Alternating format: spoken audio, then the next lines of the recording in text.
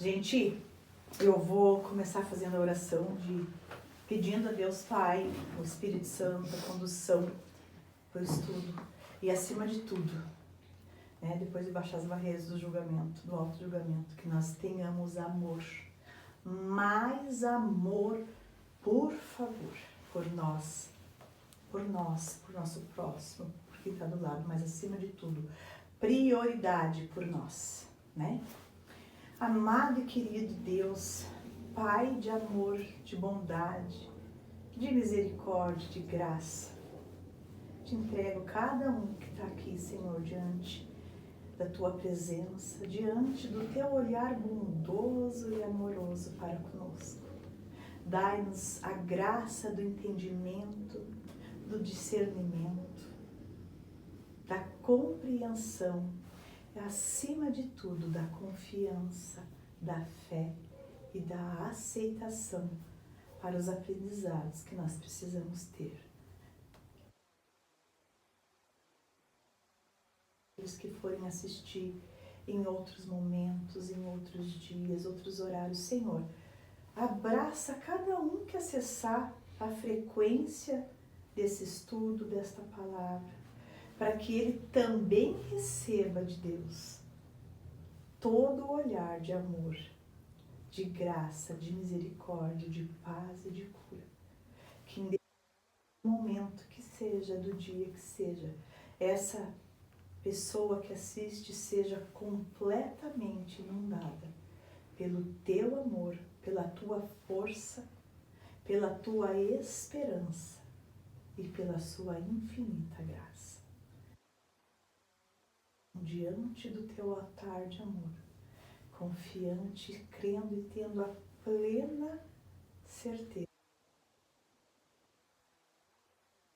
amor de Tua nós. Gente, eu ia começar a ler o livro, mas eu vou mudar a rota, probabilidade mesmo, né? Não sabia que finalizar traduzia, mas enfim. Se der tempo, a gente lê o livro. Porque assim, o caderno está aceso lá desde domingo de tarde, eu vim na casa para ver o nome, né, que você tinha colocado no menino. E para acender a vela de Mãezinha do Carmo, que está acesa na frente dos cadernos até hoje. Vai continuar ainda, eu não sei quando, mas vai ficar ali, né? E me veio um clamor muito grande que relacionado à palavra sobre suicídio, tá? Aí hoje, por acaso, foi e falou assim, pega a brecha e vamos. Amém. Gente, quando eu fiquei em coma alguns dias, né? O Paulinho falou pra mim, nossa, Chama, ficou tudo isso. Eu falei, Eu saí da UTI intensiva para UTI semi-intensiva, eu fiquei 13 dias, né? Eu fiquei, assim, se eu só fui acordar na outra quarta, foram 10 dias em coma profunda, entubada, né? Então, neste período, eu tive muitas experiências. E poucos meses depois, né, fiquei de novo, enfim. E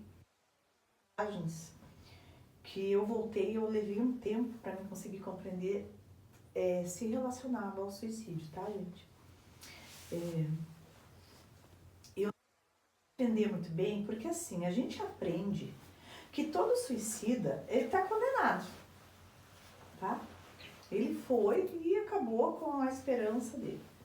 Mas quando você começa a entender, nossa, como a gente tá equivocado aqui na Terra com as coisas, né? Não é purgatório, é reformatório. E lá é vida igual temos aqui, sim. Tá? Então é a continuação de vida. O teu anjo tá lá com você, você passa por experiências para você aprender. Se a gente fala expurgar para fora, aquilo que eu não aprendi aqui, para poder entrar diante do santuário de Cristo, né? Que é no paraíso. Então, assim, e o teu anjo está com você o tempo todo, ele continua sendo teu guardião, te mentorando, te auxiliando, te conduzindo. E uma das coisas que eu me impressionava muito, o céu tem dimensões. E o inferno é uma porta muito bonita, com muitos sorrisos. Você, no primeiro momento, você não acha que tem sofrimento ali. Aquela pessoa está fugindo do próprio orgulho de enfrentar os seus erros, certo? E eu via os anjos todos, por um período de tempo, acredito eu, que a pessoa escolhe aquele caminho, é o único caminho que o anjo não vai com você. Ele vai ficando parado por ali, sabe? Orando por quem é o, né? Quem a ele foi delegado o cuidado e o zelo que está lá dentro, ele está orando para aquele dali. Isso eu não sei, não posso afirmar, mas eu acredito que ainda tem gente que pode ter, sim, porque eu acho que a misericórdia de Deus é tamanha, é tão grande, que a pessoa quando está adentrando ainda existe um limiar dali que ela pode voltar para trás, tá? Agora quando ela se perde, ela nem lembra mais que existe outro lado. Daí como é isso? Uma busca nossa, né? Não se tem. E aí eu fui levada a um lugar onde se mostrava as pessoas que tinham se suicidado. E eu via como se fosse beliche, tá? Para ficar mais próximo, não era um beliche, mas enfim, eu tento contar a história mais parecida com o que possam compreender. Então, 3 níveis, deu o beliche de 3, né? O beliche de 2, o meu lá era um de 3. E eu olhava aquilo porque assim, ó, Deus, ele é tão misericordioso que quando a pessoa ainda está ausente de energia da sua própria existência, ele não cobra ninguém, não culpa ninguém. Até aquele que não quis, por raiva dele, tá? Então, assim, quando você começa a entender, não fala, nossa, mas quem teve por raiva dele, e ele traz isso, ele traz, gente, ele tem compaixão e misericórdia em esperar a energia se restabelecer até daquele moribundo, para depois esse moribundo estar pronto o suficiente para chegar diante do trono da graça e fazer a sua escolha. Então fica como se fosse dormindo, sabe celular que você vai carregar a bateria? Mais ou menos isso, tá ali. Então tinha o primeiro, o segundo e o terceiro. E eu fiquei ali, gente, vocês não estão entendendo, é que nem quando você dorme uma noite inteira, acha que, nossa, acabei de deitar, acordei, já, não, passou 10 horas e você que não viu. Ou então deita no sofá, 10 minutinhos, parece que dormiu a tarde inteira, tá assustado que acha que perdeu o horário. Lá é uma coisa surreal, 1000 anos são um dia são 1000 anos. Então você pensa quantos 1000 anos eu fiquei lá daquele lado. Né? É muita coisa, gente. E eu via desse primeiro patamar aqui do suicida que eles saíam e eles já entravam direto pro reformatório, que era dar continuidade, mas eles nem passou perto de lá, né? Imagina ser condenado. Eu falei, gente, mas o que é isso de ir direto? Ele falou assim, primeiro, tem uma ala de suicida que ele nem passa mesmo. Não foi por falta de amor a Deus. Não foi por falta e descrédito na vida. Pessoas, às vezes, falando, por isso que é muito preocupante o peso das nossas palavras para com o outro. Porque se por causa das nossas palavras o outro perde a esperança na vida, a pessoa não vê mais possibilidade, a pessoa não reconhece. Entende? É o exemplo que você tá se dando, né? Então, por causa de outros, muitos às vezes se matam para salvar alguém, porque sim, tem pai e mãe que entram na frente. Se mata, nossa, se matou, entrou na frente, por amor. Gente, vocês não estão entendendo. Existe um vale aí que o homem não está pronto para compreensão, não. Um dia, eu vi o padre Fábio de Mello falando a respeito de uma irmã dele, que foi a irmã que cuidou dele, que criou ele. E ela tinha se matado, tá? Ela se matou alguns anos atrás. E quando foram perguntados para ele, padre, dentro da igreja, as pessoas pregam, né? Que se matou, foi condenado. E sim, isso é uma coisa que meus filhos, às vezes, quando eu falo, eles não gostam muito, porque eles são muito católicos, assim, né? E eu digo, eu sou muito católica. Lembro daquilo, mas as coisas que eu vou fazer o quê? Né? Não querendo confrontar, mas entendendo mesmo que o homem ainda não consegue compreender todas as coisas, né? E ele falou assim, pois é, eu creio e eu quero ter esperança que entre a terra e as dores da terra, que a terra geme, que a terra sofre, e o purgatório, existe um abismo de misericórdia de Deus.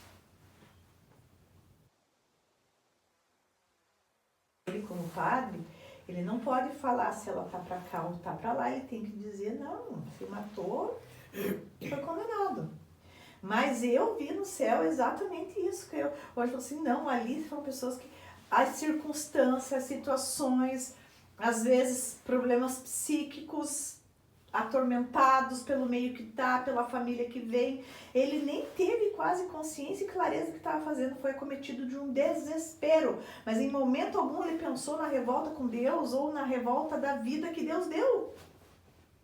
Era revoltado com o que ele só estava passando, o sofrimento. Às vezes a gente pensa em se matar, gente, e eu vou verdade pra vocês, eu nunca falei pensei em me matar, tá? Eu fui uma pessoa incrível nesse sentido, que eu não sei o que acontece comigo. Eu ficava com raiva do que eu passava. Era mais fácil eu querer matar os outros. Nunca pensei em me matar. Era impressionante, eu brigava com Deus assim, ó. Isso eu me lembro com 10 anos, eu pegava assim, eu vou puxar meu cabelo, porque eu sabia que doía em Deus, não, eu era danada, né? Danada, gente, eu vou puxar de raiva que eu tinha por estar passando, porque eu tava passando. E eu falava, escute, não tá bom não pra vocês? Já não posso ir embora já? Mas não eu falo assim, me tire, me leve, me isso também não, entendeu? E nem pensar em matar. Mas eu já tive muito no meu passado ter raiva dos outros pensar em matar. Isso quando eu era pequena, tá? Graças a Deus eu não tinha mais. Mas eu comecei muito cedo no meu sofrimento. E aí muito cedo passei pelos aprendizados, graças a Deus. Né? Mas pra mim não era fácil. Eu tinha raiva e eu não sabia o que estava acontecendo, eu não tinha entendimento das coisas, né? Eu sofri abuso sexual e eu era uma criança, então eu tinha raiva, tinha nojo, não sabia do que, mas daí eu queria matar a pessoa, entendeu? 5 anos de idade eu queria estar pegando, pensava, se ele chegar perto de mim de novo, imagina, no mato, no sítio, não tem luz, não tem nada, você nem enxerga, não sabe o que está acontecendo. Pensei durante muitos anos. Até entender, entendeu? Eu tive que ser sobrevivente na vida, em todas as situações da minha vida, né? E tinha raiva, mas não tinha raiva de estar viva, porque eu tinha os meus amigos espirituais. Eu brigava com eles também, tá, gente? Não se preocupe, né? Que eu falo. A primeira vez que eu deixei de brigar com eles foi aos 8 anos de idade, quando a pessoa que cometia o abuso comigo, estava sozinha no sítio, eu sabia. E eu vi que ele estava vindo atrás de mim. Vi que aquele dia ia ser terrível. E eu comecei a ouvir ele vindo, correndo já homem. Ele já era homem, acho que ele tinha 50, sei lá quantos anos na época. Era mais velho que meu pai. E quebrando o mato. E eu correndo com 8 anos, vindo com aqueles balde de lata, que eu não sei de onde eles tiraram aqueles balde de lata, né, que a gente via, carregava na mão. Devia ser de manteiga, de alguma coisa, porque eu não tinha pegar, tratar os coelhos. Aquela coisa virada assim, que eu não lembro o nome, mas era assim, eles pegavam nos matos, cortavam tudo da mão, mas os coelhinhos gostavam daquilo, Deus o livre, né? Gente, eu correndo com aquilo, eu caí. Quando ele chegou e ele foi fazer assim, pra abrir aquelas calças com os botões que não tinha, né? Amarrava com fio, eu saí do meu corpo.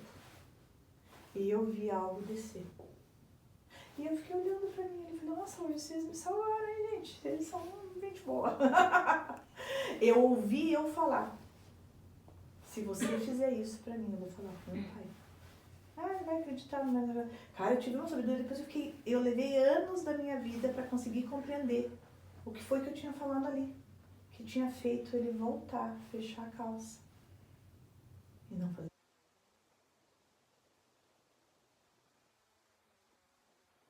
E razão. Eu vou apanhar. Só tem uma coisa. Meu pai nunca mais vai confiar em você. No momento ele vai passar a desconfiar de você.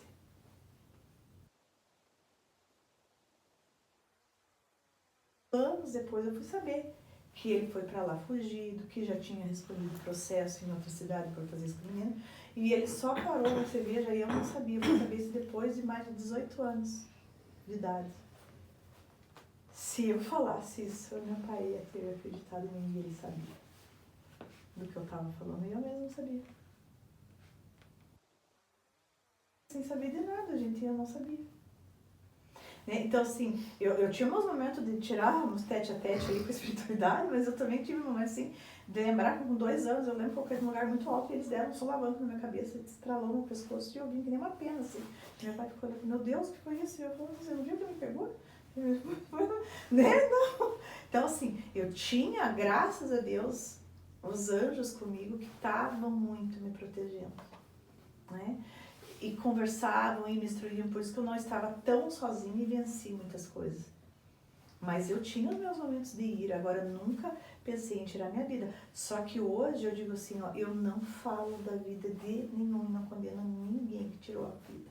Eu não sei em qual andar desses que ele está. É uma incógnita, porque vai ser a avaliação do julgamento de Deus e o quanto a pessoa está preparada. Mas o que me falaram foi que quem está no nível 2, muitos serão salvos também. Porque o do nível 1, gente, não passa pelo inferno nem pela tormenta. Ele é acolhido. Porque o amor de Deus entende que essa pessoa está desesperada. E um pai pega um filho desesperado no colo. Ele aninha e traz segurança. Calma, meu filho. Eu entendo o que você fez de desespero. Você não podia ter feito. Mas, pelo amor de Deus, não desista da vida. Tá? Então, quando eu falo assim, gente, pra gente julgar é difícil.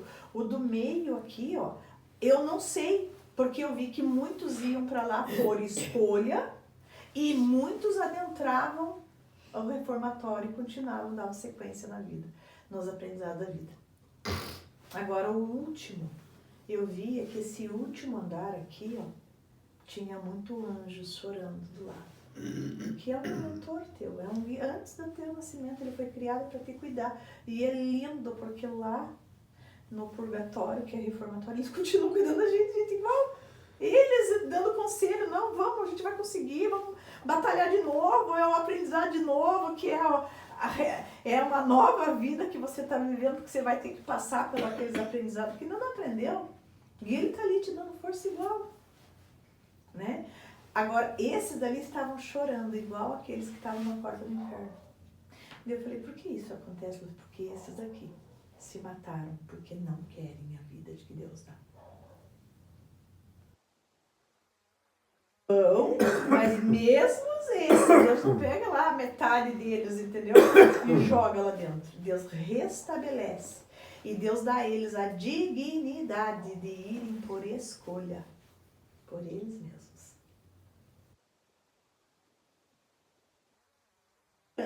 Que aquele anjo que está lá chorando, enquanto ele está no período de reabastecimento, de refazimento deste corpo, não vai ter um anjo que de tanto orar vai se conectar a uma oração de uma mãe, que tanto pediu, de uma avó, de um irmão, de um pai. E por milagre e misericórdia de Deus, ele tem mais uma oportunidade, gente, eu não posso falar, tá? Então nem desse eu falo.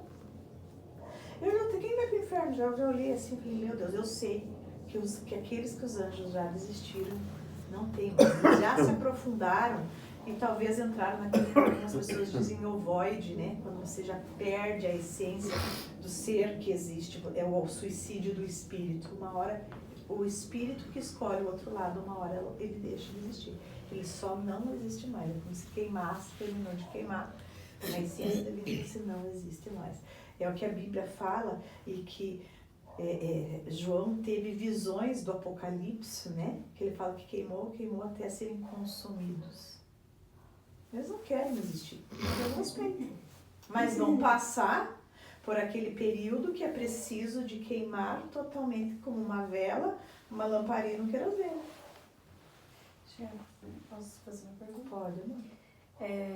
Nesse processo existe a possibilidade de, em vida, ele alcançar, ocupar esse lugar de ovoide? Não. Só depois que... Ele fica num lugar muito... Ele sai daqui já numa condição extremamente de perder essas características mesmo do ser que existe de luz E já quase tudo em trevas, vamos dizer assim, para não fazer aspectos feios, porque não tem porquê, né? Então, digamos aí, já muito sem a luz. Mas nesta daqui chegar a isso, não. Porque senão nem passaria por essa escolha de ir para o inferno, né? E Deus até para eles tirar a vida por várias existências, dá a eles a oportunidade de passar diante da cruz de Cristo. Todos. Então, alguma centelha de vida ainda tem.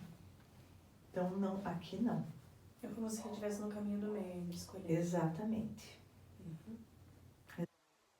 Né? Então, assim, a gente ter... vai acabar a bateria dele. Eu não trouxe o carregador, esqueci de pegar o carregador. É do iPhone daquele do menor. Quando acabar, é porque era para acabar também. Né? Então, assim, ó, a gente ter essas consciências de que a gente não deve julgar e a gente não deve sentenciar, nem mesmo aqueles que a gente sabe que foram muito maus e muito perversos. Você não conhece a história de onde veio, como se criou. Porque é fácil, às vezes, a gente, né?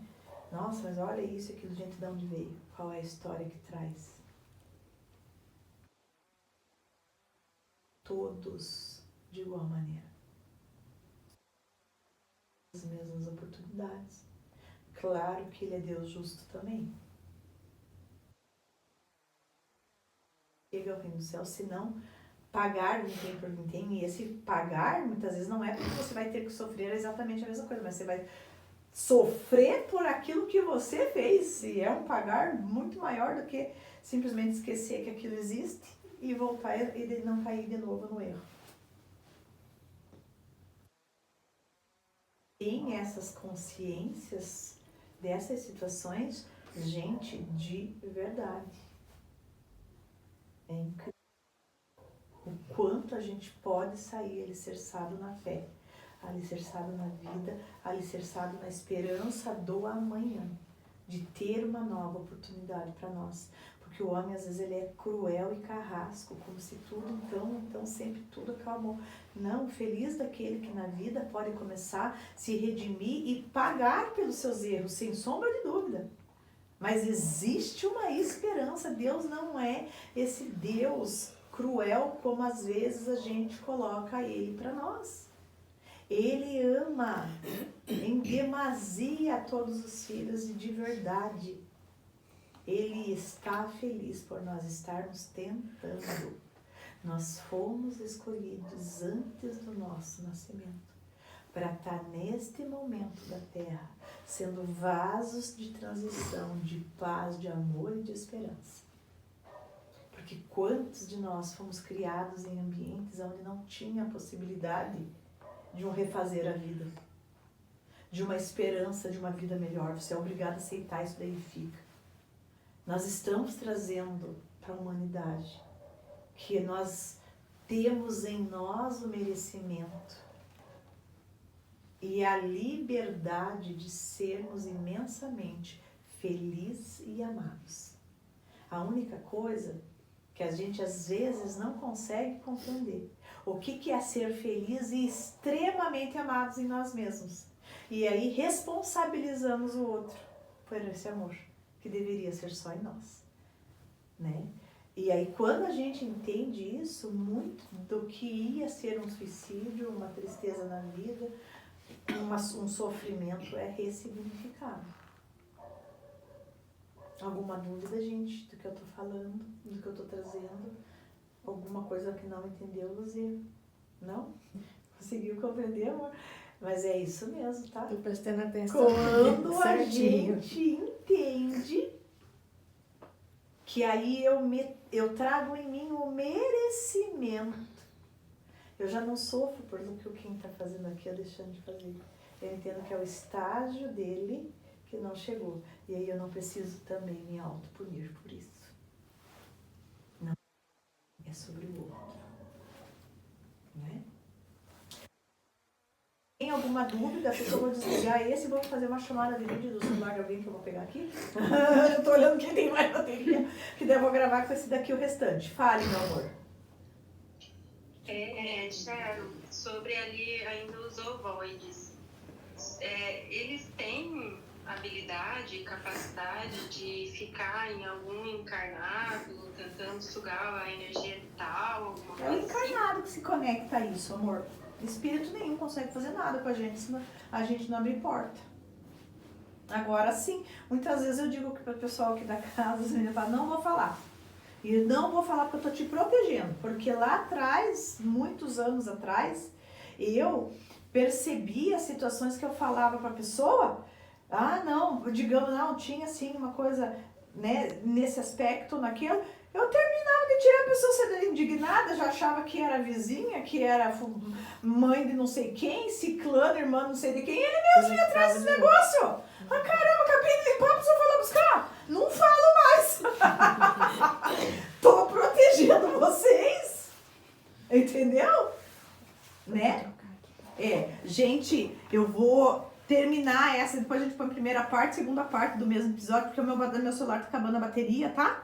Então eu vou desligar ali pra ligar, porque daí eu ligo no meu celular aqui, daí ligo e faço a chamada de vídeo do outro. Tá bom? Já chamo vocês de novo.